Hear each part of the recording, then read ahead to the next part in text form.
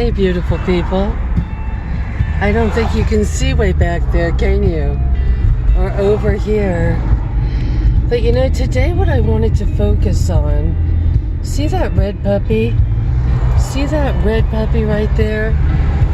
Elle shopping cart. We've got our little village back there. It's sort of like everywhere you go, you see shopping carts in various stages of disarray, shall we say? And it's kind of interesting.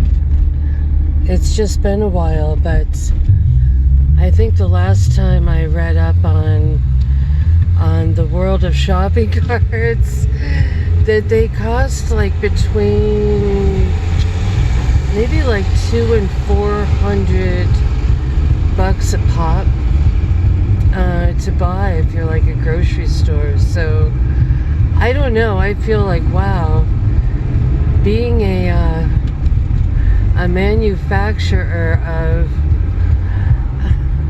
there's one spot open over there. Being a manufacturer of shopping carts is like where it's at right now, because they're popping up all over. They're like wild animals breeding, and of course, who's ultimately paying for it all, right? Wow, it's just wild. There's like whole giant enclaves, right? Of nothing, you know. I don't know if there's like shopping cart rehab.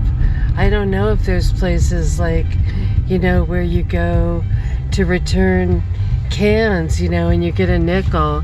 Is there any kind of rehabilitation or recycling or anything? There's a Volvo with Emmy in front of me.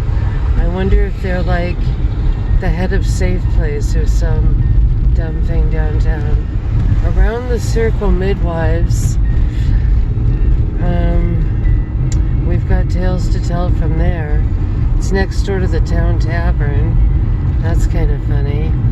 But yeah, what does everyone have to say about the beleaguered shopping cart and all of this? It's so hard to film here. I'm sorry, everyone. But I had driven by just piles of them minutes ago, and there was no way to really whip out the camera. Now we're just on one of these kind of dumb streets pouring into town. But what is the cost of the mountains? And again, I'd love to give you a better show and tell than that one cart, but I think if you've been watching any videos about poverty in the US that's extreme, be it 10 cities, you're going to see the shopping cart. It's just going to be part of the act.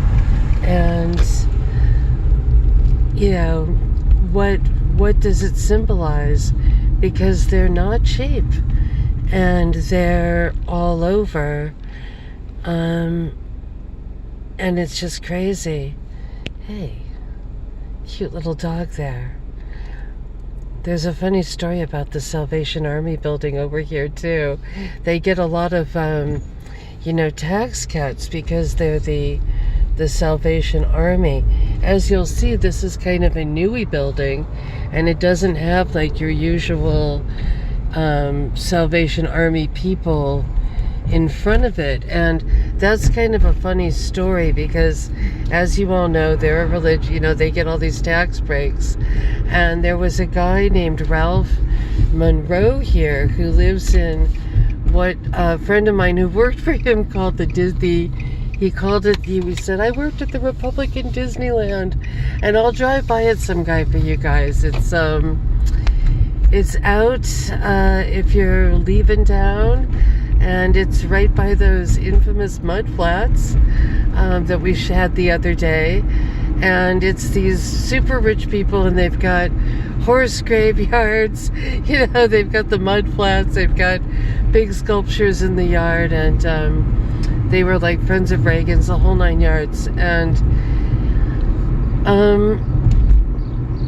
it was interesting because Ralph like went out to go be like a little bell ringer at Christmas, which in itself was kind of silly because he's like a trillionaire and usually the billionaires aren't. And then someone mysteriously put $1 million check in the thing, and my friend Tom was just disgusted with it. He was like, nobody would have put it in a regular person's.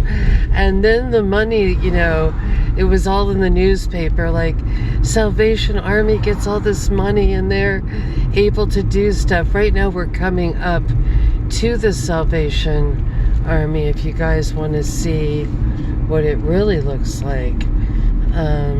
Is it to the... It's over to the right here. So the newspaper kind of made you think, oh, right, like that Salvation Army that's really bad is going to get an upgrade. But what happened instead was they pulled a kind of a trick and built this new building where nobody was allowed. Probably most of the people around here don't even like know like it exists, and it's for administration only. So they basically took that, it was actually a couple $1 million, and just kept it. It's pretty funny. Yeah, how things work. Not sure about these kind of new. So here's kind of, we're sort of in, I sort of go around the same parts of town, but this is the Salvation Army right here. And it's usually just, see, it's not that great. People really complain about it. A lot say they'd rather sleep outside than in it. You know, I've just heard they, you know, I've got a video I did a long time ago, and there's a guy screaming in front of it going, they call it Sally's. Sally's got no love, you know, and they get like, I don't know. Back then it was, they were getting like $80 a head. I don't know how much they get a head a night now. But at that time, you could have been staying at motels for that amount of money. Sorry if I'm being boring, you guys. But I had wanted to kind of show you a couple of these things. This is sort of just interesting what kind of happens with the money, honey.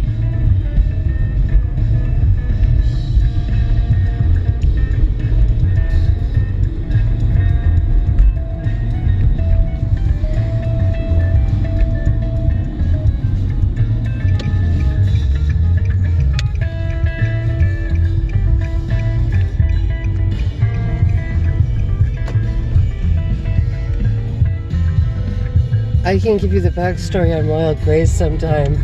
That's pretty funny. Oh boy. You know what, you guys? I've got leftovers. I'm gonna get out and be the bird lady. And we've got seagulls. Much love.